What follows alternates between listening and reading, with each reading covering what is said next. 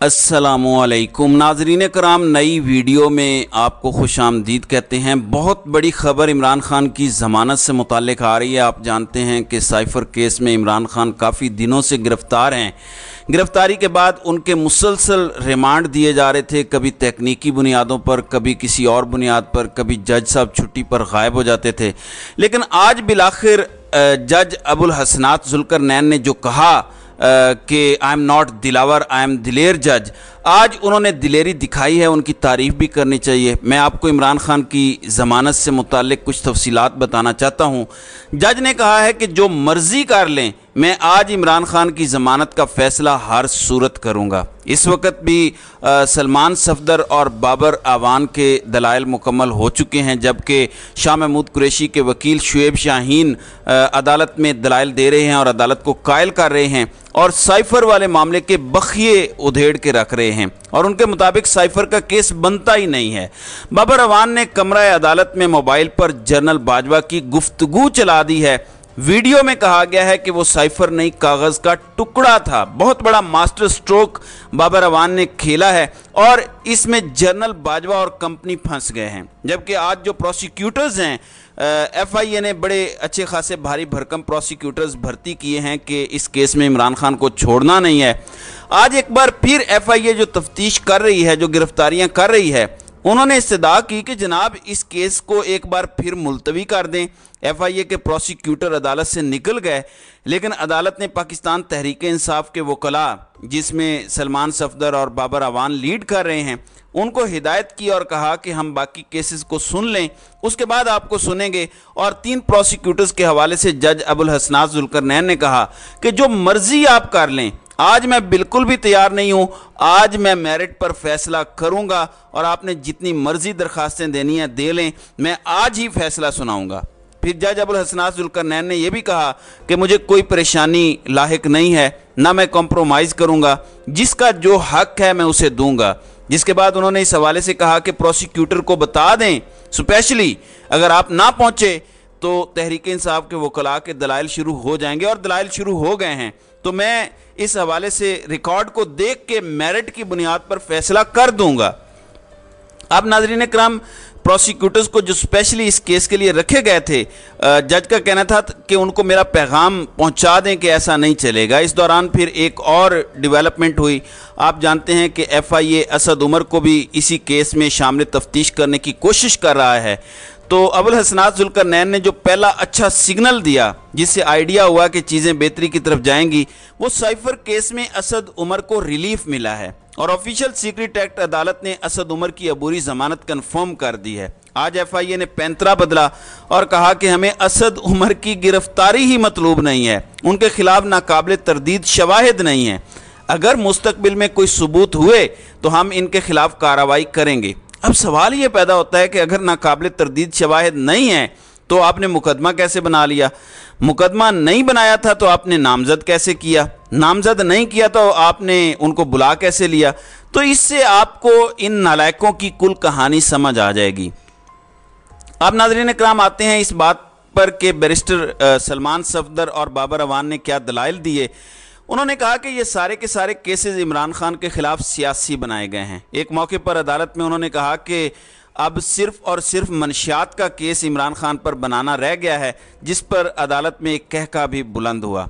आज आगाज़ इस बात से हुआ क्योंकि आर्टिकल 5 लगाया गया है और आर्टिकल 5 का मतलब होता है कि इमरान खान ने साजिश की है और इस पर आपको याद होगा कि कासिम सूरी की रूलिंग भी मुस्तरद हुई। आज सलमान सफदर ने सवाल उठाया कि आर्टिकल 5 का अतलाक ही नहीं होता। प्रोसिक्यूटर से पूछें उसने कैसे आर्टिकल 5 का अतलाक इसके अंदर कर दिया, या वो समझते हैं कि अतलाक होता है। एक और बात उन्होंने की, उन्होंने कहा कि चूँकि बताया गया है कि ऑफिशियल सीक्रेट एक्ट का मतलब होता है कि आप दुश्मन को मालूमात पहुँचाएँ या दुश्मन को फ़ायदा पहुँचाएँ। उन्होंने जज को मुखातिब किया कि जज साहब, आप कुलभूषण यादव या अभिनंदन का केस नहीं सुन रहे, आप मुल्क के साबिक वज़ीर आज़म का केस सुन रहे हैं। उन्होंने कहा कि आप प्रोसिक्यूशन से पूछें कि बैरून मुल्क किसको इमरान खान के साइफ़र के बयान पर फ़ायदा हुआ, और उनके मुताबिक FIA ने कानून तोड़ मरोड़ कर साइफ़र केस बनाया जो काबिल ज़मानत है। और साइफ़र केस तो बना ही बैरून मुल्क ताकतवरों के साथ मालूमात शेयर करने पे है, जबकि ऐसा तो कुछ हुआ ही नहीं है। اس حوالے سے انہوں نے ایک اور بات کی کہ دیکھیں اپنے لوگوں کو بتانا وزیر اعظم جس کو حق حکمرانی ملا ہے وہ لوگوں کے ووٹ سے ملا ہے۔ عمران خان نے عوام میں جو بیان کیا وہ صرف یہ تھا کہ پاکستان ایک خود مختار ملک ہے، اس میں کوئی مداخلت نہیں کر سکتا۔ کیا یہ کہنا کہ پاکستان کی خود مختاری میں کوئی مداخلت نہ کرے یہ آفیشل سیکرٹ ایکٹ کی خلاف ورزی ہے؟ پھر ایک اور جو دلچسپ معاملہ تھا، انہوں نے کہا کہ یہ جو سائفر ہے اس کے اندر اگر کسی کو مدعی ہونا چاہیے تو وزارت خارجہ کو ہونا چاہیے۔ انہوں نے کہا کہ الزام ہے کہ ذاتی فائدے کے لیے نیشنل سیکیورٹی کو نقصان پہنچایا گیا۔ انہوں نے ثابت کرنا ہے کہ سائفر کا اصل متن کیا ہے اور دوسرا متن کون سا ہے۔ اب یہاں پہ آ کے یہ پھنس گئے ہیں۔ اب یہ گوگلی ہے، اگر تو یہ سائفر کے اصل متن کی تصدیق کرتے ہیں تو اس کا مطلب کیا ہے؟ اس کا مطلب ہے عمران خان کا وہ موقف درست ثابت ہو جاتا ہے۔ اگر یہ کہتے ہیں کہ نہیں وہ والی بات نہیں ہے تو پھر ان کا کیس اڑ جاتا ہے۔ تو ان کے آگے گڑا اور پیچھے کھائی ہے، ان کو سمجھ بھی نہیں آ رہی۔ پھر سلمان صفدر نے کہا کہ آپ یہ دیکھیں اعظم خان جو پرنسپل سیکرٹری ہیں ان کا اس مقدمے میں ذکر ہے، اور اعظم خان کی کیا کسی عدالت سے ضمانت منظور ہوئی ہے؟ بالکل بھی نہیں۔ پروسیکیوشن نے ثابت کرنا ہے، اور جو اہم لنک انہوں نے ایف آئی آر کے اندر اعظم خان والا ڈالا ہے، انہوں نے کہا کہ وہ اس حوالے سے مسنگ ہیں۔ اعظم خان کہاں ہیں؟ وہ اس عدالت میں موجود نہیں ہیں۔ اگر ضمانت نہیں ہوئی تو وہ عدالت میں کیوں نہیں ہیں؟ اس حوالے سے بھی بڑا اہم معاملہ ہے۔ پھر ناظرین اکرام، جج ابوالحسنات نے ایک بڑا اہم نقطہ اٹھایا۔ انہوں نے کہا کہ ہم نے اس پہ رہنا ہے کہ وہ جو ڈاکومنٹ آیا وہ کہاں سے آیا، کدھر گیا اور کس کے پاس گیا، یعنی ان کے خیال میں جو ڈاکومنٹ وزیر اعظم کے پاس تھا وہ کہاں گیا۔ اس حوالے سے انہوں نے بتایا کہ جو سائفر آتا ہے وہ کوئی عام کاغذ کا ٹکڑا نہیں ہوتا، آپ یا میں اسے پڑھ نہیں سکتے، اس کو اسپیشل تربیت یافتہ لوگ جو ظاہر ہے وزارت خارجہ کے ہوتے ہیں وہ پڑھ سکتے ہیں۔